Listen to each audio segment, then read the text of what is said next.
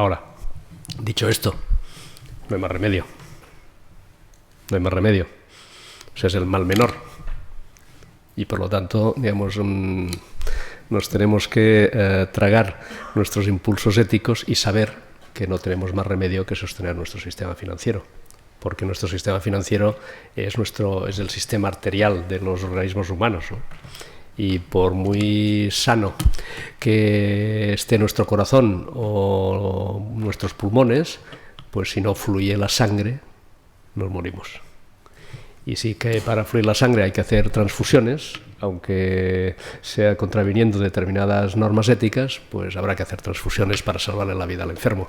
Y esto es lo que hay. Otra cosa es después, digamos, cómo se aborda esto de cara al futuro, ¿no? Y ahí, como saben ustedes, hay un debate a nivel mundial de, primero, si de alguna manera eso supone limitaciones, por ejemplo, en los sistemas retributivos de los altos directivos del sistema financiero, si hay determinadas limitaciones respecto a la capacidad de generar productos derivados y estructurados a la enésima, y que nos ha llevado en buena medida a esta situación, si se prohíben determinados comportamientos muy a corto plazo en los mercados financieros y de valores, o si se genera una especie de colchón financiado por las propias entidades para resolver problemas de futuro que pudieran volver a surgir sin necesidad de recurrir a recursos públicos.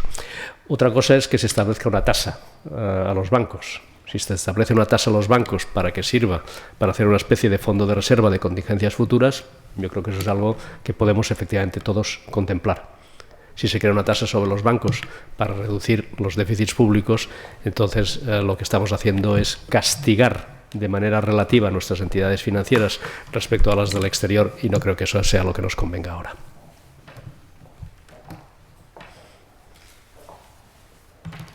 Bueno, esta pregunta tiene su miga, La otra también. Sí, también, pero esta quizás un poco, no la leo muy bien, pero viene a decir cómo en España y en Cataluña personas como usted o a otros, el sistema de partido es una pregunta, los puede llegar a desmotivar, la endulzo un poco, a estar en la política. Pues esa es la pregunta. Como es natural, no voy a hacer consideraciones personales, ¿no? Pero sí que voy a hacer una consideración de carácter global y ustedes me entenderán, o de carácter general, y ustedes me entenderán. En España, que tenemos muchos problemas, pues tenemos un problema político. Tenemos un problema político de cuál debe ser el papel de los partidos políticos y de sus estructuras en el conjunto del funcionamiento de nuestro sistema democrático. Y eso tiene un origen que además es un origen basado en la buena voluntad, ¿no? y en la voluntad de hacer las cosas bien, que fue durante la transición, cuando queremos implantar un sistema democrático. Los partidos políticos, por definición, eran instituciones enormemente débiles porque salíamos de una dictadura que los tenía prohibidos, y el constituyente pues toma una decisión que consiste en vamos a hacer cosas que permitan fortalecer de manera muy rápida a nuestras fuerzas políticas, que tengan auténtico poder. Y eso pasa fundamentalmente por la ley electoral. La ley electoral está pensada de tal forma que otorga un enorme poder a las estructuras, a los aparatos de los partidos políticos. Y eso se hizo en su momento desde la buena fe. Como se hizo desde la buena fe que la Constitución dijera que correspondía al Congreso de los Diputados y al Senado el nutrir a los otros grandes poderes del Estado, desde el Tribunal Constitucional al Tribunal Supremo, al Consejo General del Poder Judicial o a los organismos reguladores, me da lo mismo. Pero claro, si en la práctica el comportamiento del Congreso y del Senado responde estrictamente a las decisiones de las cúpulas de los partidos políticos que tienen representación mayoritaria, en la práctica lo que estamos diciendo es que es el juego de partidos políticos y el juego de poder entre sus estructuras quien determina, por ejemplo, la composición del Tribunal Constitucional. Y si no hay acuerdo, pues vemos los espectáculos que vemos. Y eso es terrible, porque eso supone un descrédito brutal de nuestras instituciones. Es muy difícil pedirle a los ciudadanos que confíen en nuestro sistema de justicia, en nuestro sistema judicial, si vemos que a priori los medios de comunicación de manera absolutamente natural y la sociedad aceptándolo también de manera absolutamente natural, ya sabemos cuál va a ser el sentido de la sentencia de determinados magistrados en función de quién les ha nombrado. Y eso tiene poco que ver con la administración de justicia y con la neutralidad que se le exige a la justicia, que, como recordarán ustedes, siempre se representa con una venda en los ojos porque tiene que ser ciega. Bien. ¿Por qué la ley electoral? Pues la ley electoral lo que hace es fijar circunscripciones muy amplias y fijar listas cerradas. Y eso significa que los ciudadanos españoles, a diferencia, por ejemplo, de los británicos, no sabemos quién es nuestro diputado, no sabemos quién nos representa. Porque además, quien teóricamente nos representa, en una democracia representativa, debería rendir cuentas ante los representados. Pero no, porque no son los representados los que le ponen en la lista, sino que quien le pone en la lista es el que tiene que estar contento para que te repita y te vuelva a poner en la lista. El poder de las estructuras de los partidos en nuestro país es excesivo. ¿Se puede cambiar? Teóricamente sí. Haga usted circunscripciones más pequeñas, haga un sistema en lugar de proporcional más mayoritario, pero construya un link, ¿no? Construya un enlace entre el representante y el representado. Y además, si quiere ya abrir la política a la sociedad, pues haga listas abiertas de tal manera que yo pueda escoger aquellos representantes que considero más oportunos sin necesidad de circunscribirme y tenerme que constreñirme a una lista cerrada en la que no se me permite ningún tipo de modificación. Teóricamente se puede hacer. ¿Ustedes creen que se puede hacer? Bueno, vamos a juntar tres preguntas en una para no hacerlas tan directas. Y acabamos, ¿eh? Con estas tres matamos el turno de intervenciones. Yo las he enlazado un poquito la idea sería... Bueno, una de última hora, sí. Quiere decir que hay interés. Un poco, yo la interpreto como aquel tópico si un gobierno de izquierdas está capacitado para tomar ciertas medidas económicas duras, ¿eh? Por lo tanto, esta sería un poco la primera. Es un gobierno de izquierdas, o teóricamente, que seguramente tienen un buen papel con los sindicatos, las personas que tienen que tomar estas medidas estructurales. Por lo tanto, la siguiente pregunta, que va un poquito ligada a esta, es: ¿podríamos valorar el papel de los sindicatos o cómo creemos que los sindicatos van a reaccionar delante de estas reformas estructurales? Y una que también en su momento se ha hablado en la prensa, por decirlo de alguna manera, es: ¿y estas reformas estructurales necesitarían un gobierno fuerte? Lo que quizá pasa también en Cataluña con la famosa sociovergencia, o bien en España con otro tipo de coalición fuerte. Yo creo que así dejamos el tema en un tono genérico y no demasiado... Muy bien.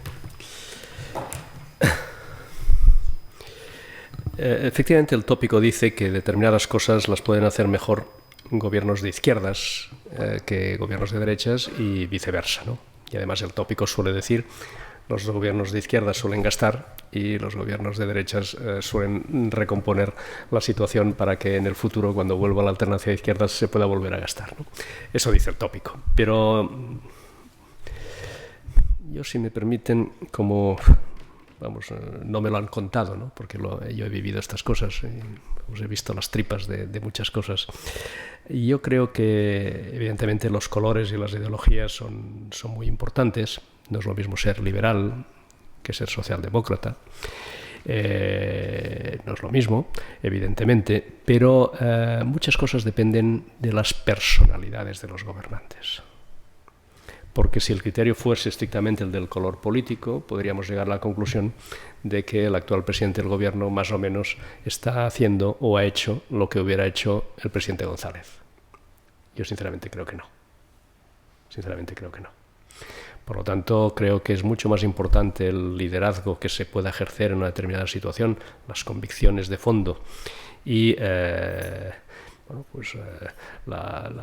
clara voluntad de tomar decisiones que otras cosas. ¿Felipe González hubiera estado tanto tiempo negando la existencia de la crisis? Yo creo que no. Y además no lo hizo. Es verdad que era expresidente, pero fue de los primeros en decir que efectivamente estábamos ante una crisis muy seria, cuando eso se negaba desde el propio gobierno teóricamente afín.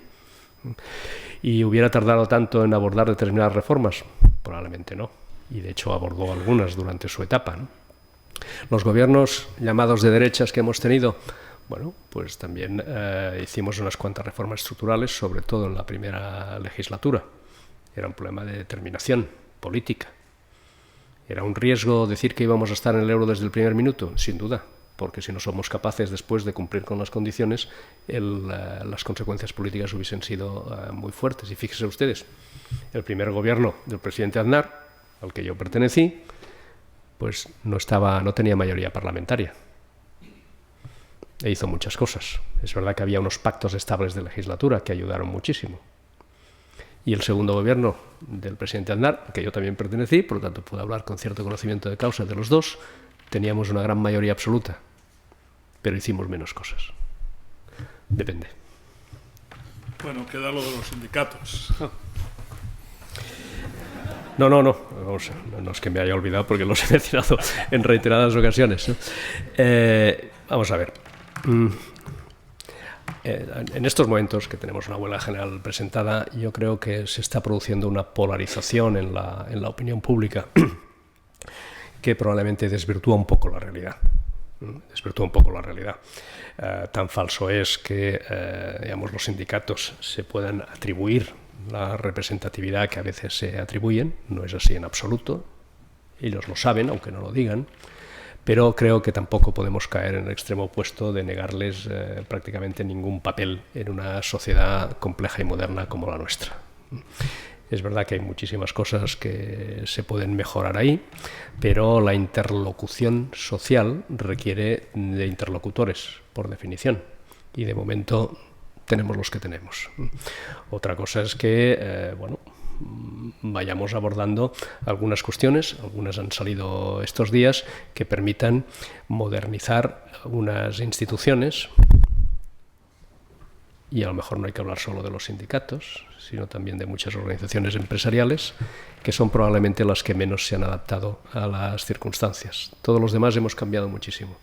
Sindicatos y patronales más bien poquito, entre otras cosas probablemente porque suelen cambiar muy poco de dirigentes, y eso siempre es malo, hay que renovar.